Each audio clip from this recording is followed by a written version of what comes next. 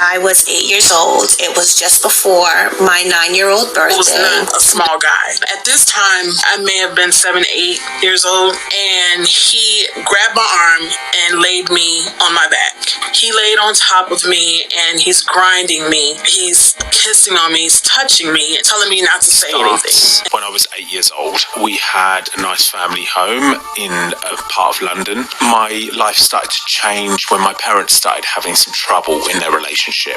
Now, my dad was actually helping out a friend from work with accommodation. It was a really helping hand because this way there was an adult in the house sometimes to look after me. Now, this adult was 25 years old. He was a nurse working in the local hospital, and he really took a liking to me. And this is when the sexual abuse started. He would do this when my dad was at work, so no one else was in the house. In the city of Memphis, Tennessee, I was reared up in a very religious home in that, we couldn't go to the movies, we couldn't dance, my sister couldn't wear pants. Father was an ordained evangelist of this national church that we were a part of, the largest African-American church in a Pentecostal organization. They taught the wives to take whatever they had to take in order to stay married. But my mother believed that she was a national mother of the church. She offered her children, me and my sister, to my father to be his sexual slaves. There were things that we went through that just I could imagine. And he told me that he was proud of me and that I was very responsible. He then told me that he had to teach me how to be a woman and that all fathers did this with their daughters. Then he took me into this little back room that was a closet and he told me to lay down. And he lifted up my dress. I didn't know what to do. He was daddy. I could not deny him. I could not fight against him. I couldn't even complain. This is how strict he was.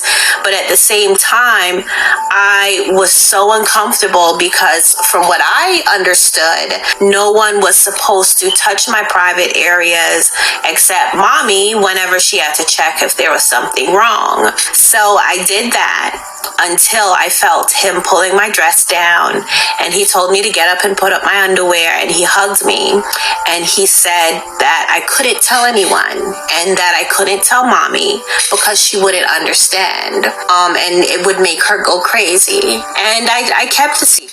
Throughout my childhood, he started coming into my room at night, almost every night, and continued to molest me. Now, of course, at the time as a child, I didn't know that it was.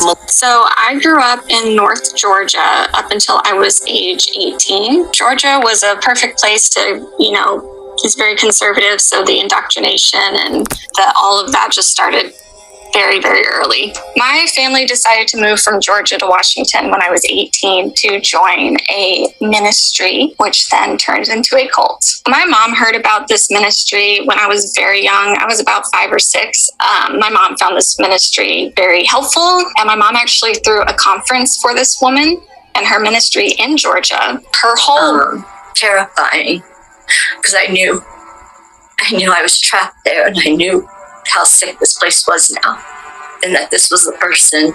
Nobody questioned him. Whatever he said, we did. You could tell something wasn't right with it. It didn't feel right. They separated you from your parents. There's no telephones, there's no TV, there's no access to the outside world. It's all very controlled. They have guards. The leader, he runs the whole thing. He tells us he's a prophet. Everything about him is based on fear, guilt, and shame. You have a big sister, it's called, who has to follow you everywhere. The state of Texas sues me for being homeless with a baby.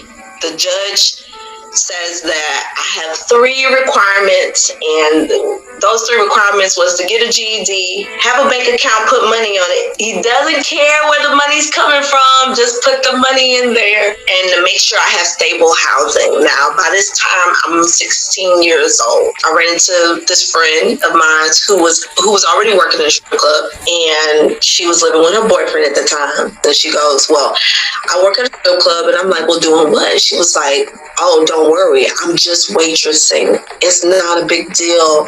I'm just serving drinks. And I use her ID, to work at a strip club. Came and raided our home. They found that my father had written a 96-page manifesto outlining how he was going to attack a former employer of his because he knew, according to this manifesto, that they killed my sister. And along with this manifesto, they find 26 pipe bombs. Whoa, what? So you believe that your father, your sister, but to cover his tracks, wrote this whole manifesto about how he knew it was his employer? Correct. But they still haven't prosecuted him or anything? My father was sentenced to 10 years in prison for It these. was just him for a few years, and as time went on, they had this barn on the property, and he would take me to the barn, and then there would be other people that would show up, and I would ask, why are these men here? And he would say, don't worry about it, and he would say, here's some candy. And it was the worst point of that would have to be when I saw another girl that was brought into the barn. I couldn't believe that there was somebody else. I didn't recognize her. I didn't know who she was. Another man entered the room. My great-grandfather wasn't even there. I was just tied up in the corner, and I watched what he was doing. He was walking up to the girl. She was young. She was probably about 8 years old, and I was 10 years old at the time. And he walked up to her. He was undressing. He dropped his clothes, and there was a knife there. And so I took that knife, and when he was distracted, and I went up to him, and I just started stabbing. Don't really remember a lot about that. I just remember that me and the girl got out. She ran back home because apparently she lived close. And I would say that was a turning point for me because I realized, this is affecting somebody else and not just me. And I think I grasped the reality of the situation. It wasn't until that I realized that I could potentially get out of the I came situation. home from school one day. I was 14 years old, and my mother sat me down. She showed me a photograph of this man, and she straight away said, this is the man that you're going to marry. And I remember looking at this picture as a 14-year-old thinking, ugh, he's shorter than me. I couldn't comprehend marrying a man, and he's older than me. And I said to my mum, no. My mum was very calm to start with, and she said, you've been promised to him from the age of 8. You will not dishonor this family and say no. My dad has 2 wives. I am the baby of 29. I was born into the FLDS cult. The FLDS cult is a break-off of the Mormon church. We practice polygamy still. My mom has 12 children, and my first mom has 17. There were some schools in the town. I did not go to one. I completely learned at home with my mom at first, and then eventually my cousins in 6th and 7th grade. I only went to 7th grade. So probably one of the most traumatizing things about growing up in the cult is we make our own things, right? My mom would make period products for women. So she's having me wash the blood out of fabric, and that was not something I wanted to do. I would just hide them away and use paper towel for a long time because I didn't have access to anything else.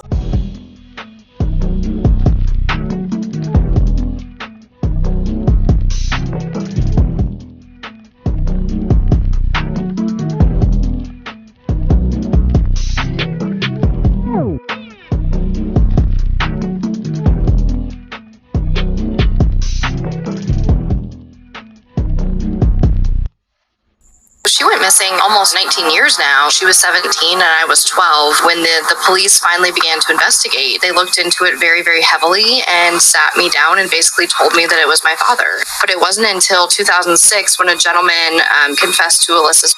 He also confessed to 21 other, including J.C. Lee Dugard, who was a girl that went missing but was later found alive. So the police did ultimately deem his confession false, and then they really focused on my father.